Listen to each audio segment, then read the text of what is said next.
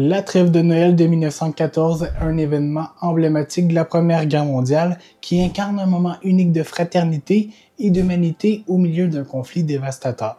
Cet événement, qui s'est produit spontanément sur le front oriental entre les forces allemandes, britanniques et parfois françaises, a vu des soldats mettre temporairement de côté leurs armes pour célébrer Noël tous ensemble. Les recherches récentes ont permis de mieux comprendre les causes, les implications et enfin les significations de cet épisode remarquable tout en corrigeant certaines idées reçues et c'est ce qu'on va explorer dans cette toute nouvelle capsule. Avant d'aller plus loin, je vous invite comme toujours à aller jeter un œil aux liens dans la description si vous voulez en savoir plus.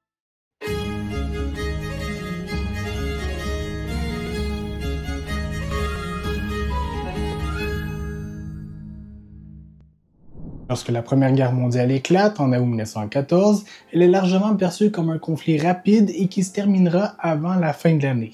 Cependant, à mesure que les mois passent, il devient clair que la guerre sera longue et coûteuse en vie humaine.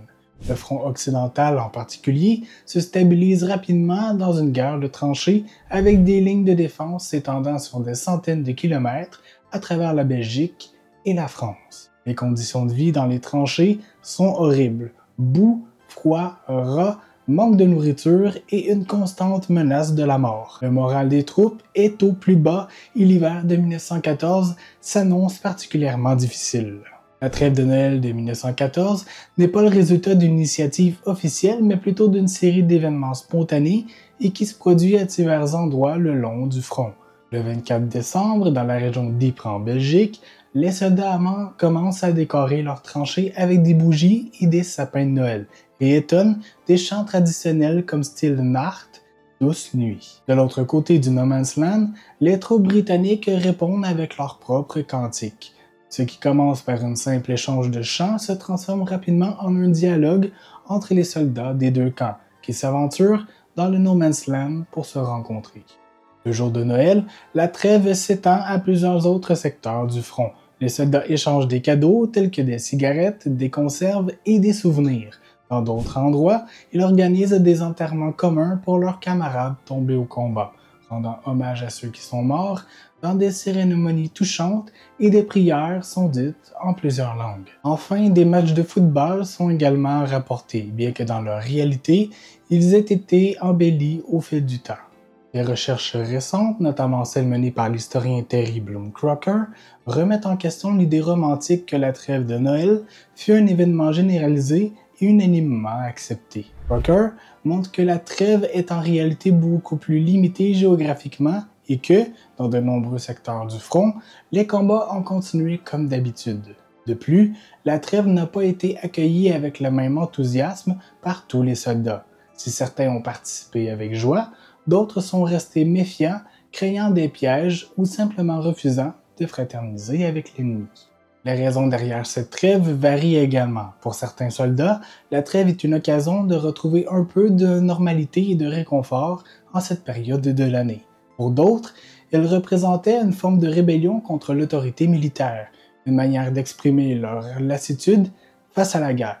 Les officiers supérieurs des deux camps, bien que n'ayant pas initialement interdit la trêve, l'ont rapidement désapprouvé et ont pris des mesures pour empêcher sa répétition. La trêve de Noël n'a pas eu de conséquences stratégiques sur le déroulement de la guerre. Les commandants des deux camps ont réagi avec une certaine appréhension face à cet événement non autorisé. Dès que les nouvelles de la trêve parviennent aux états-majors, des ordres stricts sont donnés pour reprendre les hostilités. Les soldats impliqués dans la trêve sont souvent rappelés à l'ordre et les directives sont émises pour prévenir toute tentative de fraternisation future. La guerre reprend de plus belle avec une intensification des combats et l'introduction de nouvelles armes telles que le gaz toxique, rendant impossible toute nouvelle trêve de cette nature. Malgré son caractère limité et ses conséquences modestes, la trêve de Noël de 1914 a acquis une place importante dans la mémoire collective. Il est souvent évoqué comme un symbole de l'humanité persistante, même au milieu des pires atrocités. Les œuvres culturelles telles que les films, les chansons ou encore les livres ont contribué à pérenniser cet événement, souvent en le romantisant. L'historien Alan Wakefield souligne que cette romantisation a parfois occulté la réalité plus sombre de la guerre. Mais il reconnaît également que la trêve a une valeur symbolique indéniable. Elle rappelle que même dans les moments les plus sombres, des gestes de compassion et de solidarité peuvent émerger. En 2014, pour le centenaire de la trêve, de nombreuses commémorations ont eu lieu avec une attention particulière portée sur les récits des soldats et des témoignages des survivants.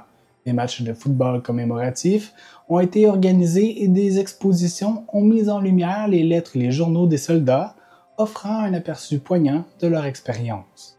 Les interprétations de la trêve de Noël ont évolué au fil du temps. Si les premières analyses la voyaient comme un simple acte de fraternisation entre soldats fatigués, les historiens contemporains la considèrent également comme un événement chargé de significations multiples. Dans cette idée, l'historienne Annette Baker met en avant la dimension psychologique de la trêve, soulignant qu'elle a servi de moment cathartique pour des soldats qui, après des mois de combat, étaient épuisés tant psychologiquement que physiquement.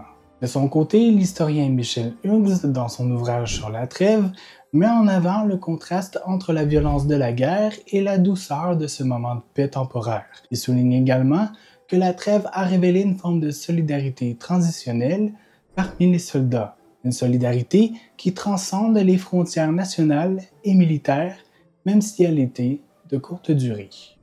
En conclusion, la trêve de Noël de 1914 reste un événement singulier dans l'histoire de la Première Guerre mondiale. Bien qu'elle n'ait pas changé le cours du conflit, elle a offert un rare moment de paix et d'humanité dans une guerre autrement marquée par la brutalité et la souffrance.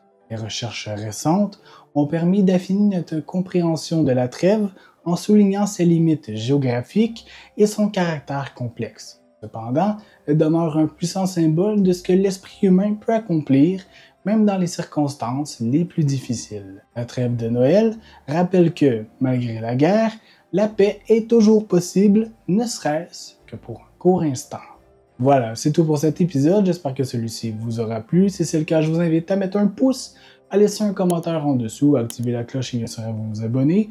Et moi, je vous dis à la prochaine pour une prochaine capsule. Bye bye!